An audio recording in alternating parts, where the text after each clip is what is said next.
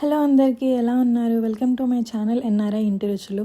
ఇవాళ మా ఇంట్లో పసుపుతో వినాయకుడిని తయారు చేస్తున్నాను. దానికోసం గోధుమ పిండి, పసుపు అండ్ వాటర్ పోసుకొని ఇలా మంచిగా ముద్దలాగా కలుపుకుంటున్నాను నేను. దాని తర్వాత ఫస్ట్ కొంచెం పిండి తీసుకొని దాన్ని ఒక ఫ్లాట్ సర్ఫేస్ లాగా నేను స్ప్రెడ్ చేసేసుకుంటున్నాను బేస్ కోసం.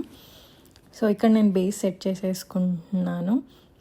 దాని తర్వాత నేను కాళ్ళు సెట్ చేసేసుకుంటున్నాను. నిజానికి వినాయకుడిలోని ప్రతి భాగానికి ఒక అర్థం ఉంటుందంట.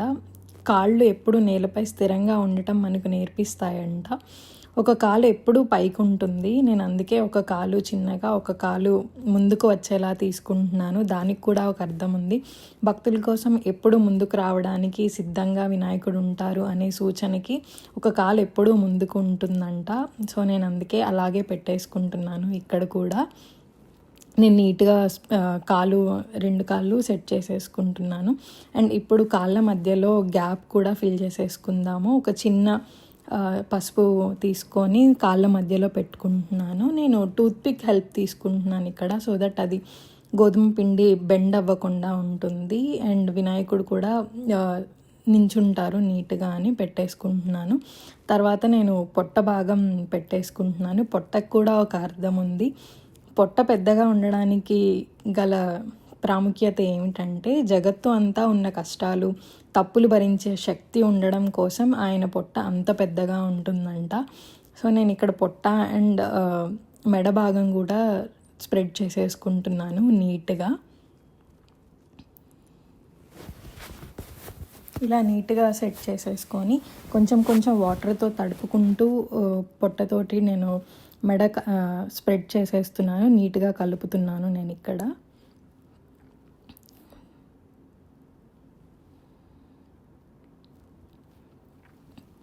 ఇలా నీట్గా పొట్ట భాగం అండ్ మెడ సెట్ చేసేసుకున్న తర్వాత మనం చేతులు పెట్టేసుకుందాము. టూత్పిక్స్తో పెట్టుకుంటున్నాను నేను ఇక్కడ, సో దట్ అవి బెండ్ అవ్వకుండా ఉంటాయి. అండ్ కొంచెం మెడ భాగానికి ఈక్వల్గా వచ్చేటట్టు పెట్టుకుందాము చేతులు, లేకపోతే అవి కొంచెం సేపు అయిన తర్వాత కిందకి దిగే అవకాశం ఉంటుంది. సో నేను అందుకే మెడతో ఈక్వల్గా పెడుతున్నాను.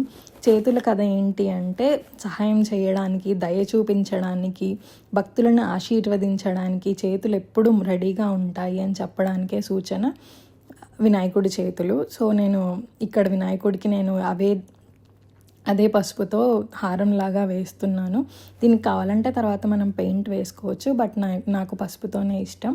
నేను అందుకే పసుపుని కొంచెం దారాల్లాగా చేసేసి వేస్తున్నాను. నేను ఫేస్ కూడా రెడీ చేసేసుకుంటున్నాను ట్రంక్ తోటి ఇక్కడ.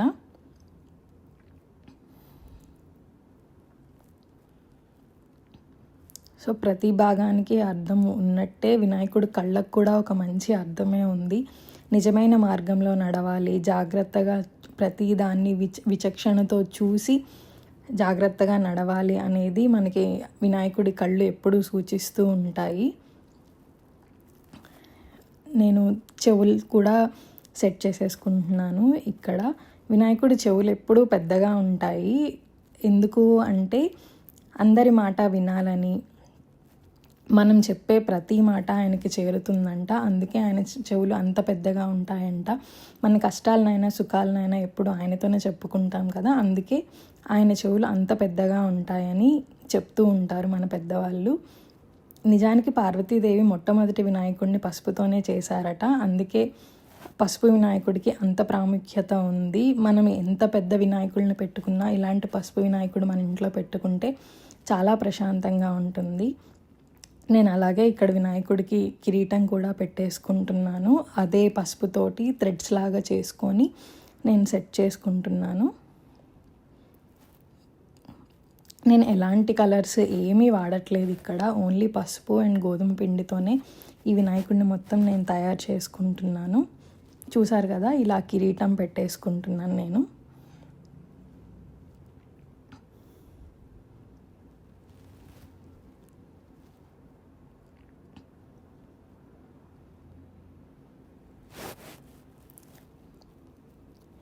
కనుల కోసం నేను మిరియాలు తీసుకున్నాను. చిన్న సైజు మిరియాలు పెట్టేసుకుంటున్నాను తొండానికి అటువైపు ఇటువైపు.